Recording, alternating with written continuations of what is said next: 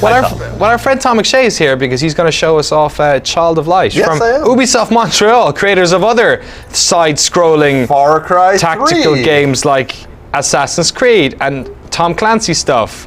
Child of Light, on the other hand, this game is looking much more like in the Rayman vein of video games. Well, one look at it makes it clear that it's the spiritual successor to Child of Eden, obviously, because we're raving through space-time. Tom McShea, explain this video game to me.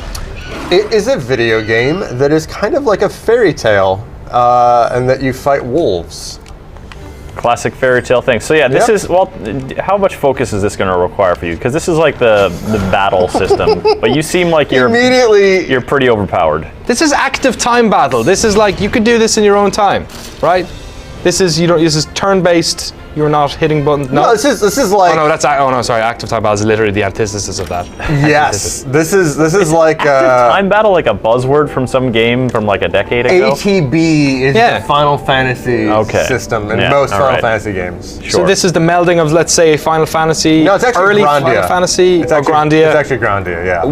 But inside of this side-scrolling Outer Worlds. Absolutely gorgeous, ethereal storybook world. It does come out of a studio you wouldn't necessarily expect, but Ubisoft does do these like quiet artistic games sometimes, and that's something I really like from them. So what is it about Child of Light specifically that's got you all gushy about it? It's almost the opposite of gushy. So it's really quiet and sad and contemplative, and it's just like contemplative, and it's just like very different from the type of stuff that I normally play and I normally see.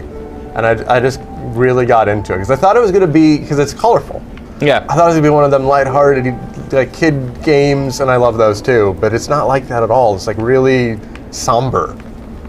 In terms of like the minute to minute or the story that's... The tone.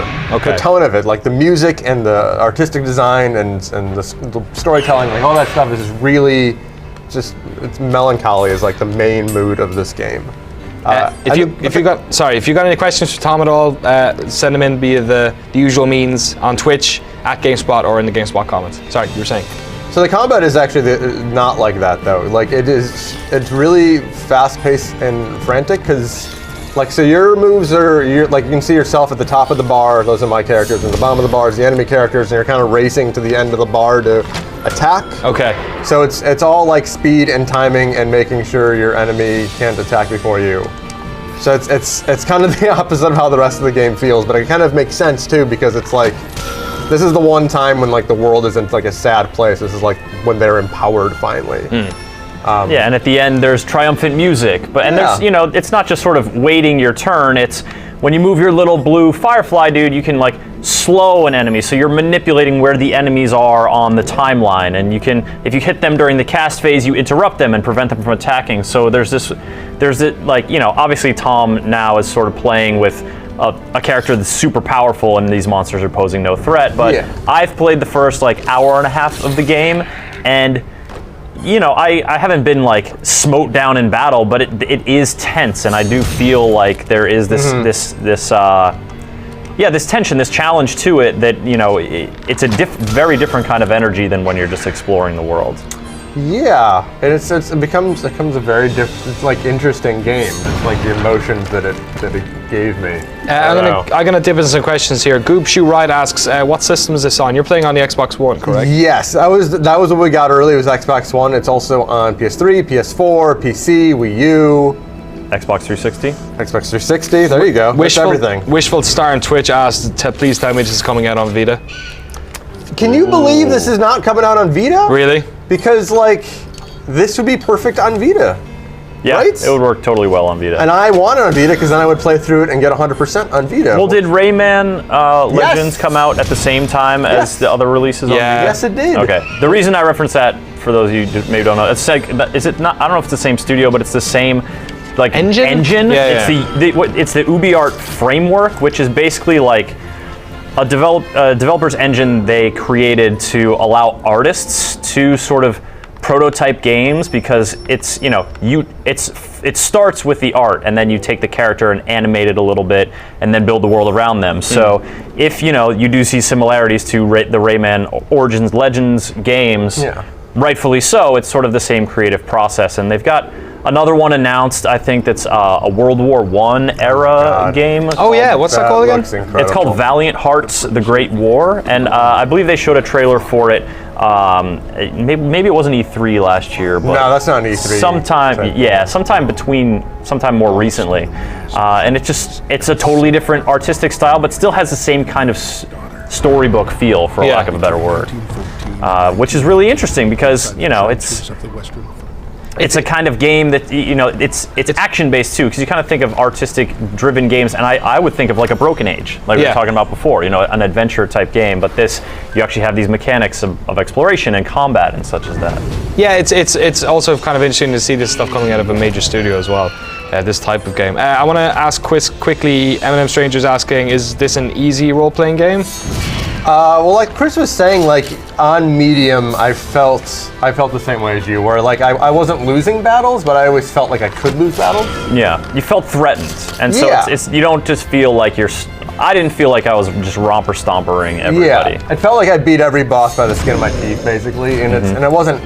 That wasn't actually true, but it always felt like they could beat me at any time. Heat Gamers asked, does this game have co-op? Sakatume has asked, how does the co-op work? So I'm guessing there is some sort of... So there is co-op, and you can see that I have my blue companion, who's not named Ignatius. Igniculus. So he comes with me at all times, and I control him with the right stick, but if I had a friend, my friend would be able to control that, and it's a local thing. It's kind of Mario Galaxy style, where it's like if you have a younger sibling, or you have a younger child, or you just someone who's interested in this world and the characters and the art, but doesn't necessarily want to do all the heavy lifting. Like it's a really great companion. Well, who would be content to play, like be like kind of participant, but mostly a spectator? Yeah. Like that's a niche that is not only filled by children. We'll say that. Yes. Or poor younger siblings who will never get a chance to play as the main character because their older sibling just won't let them. No. We've all been there. Thai Space Hall asks, does Child of Light explain its combat mechanics well at the beginning? Is this type of game where you need to have played those old games? Or no, not at all. This is very friendly for people who don't really know those games. Yeah, it ramps up really easily, and it sort of builds these systems of like, the different attacks you have, and you also have spells, and you can also defend, and so you also use potions. There's more, going on there than Tom needs to employ now, but I can't really see the screen as well with the words.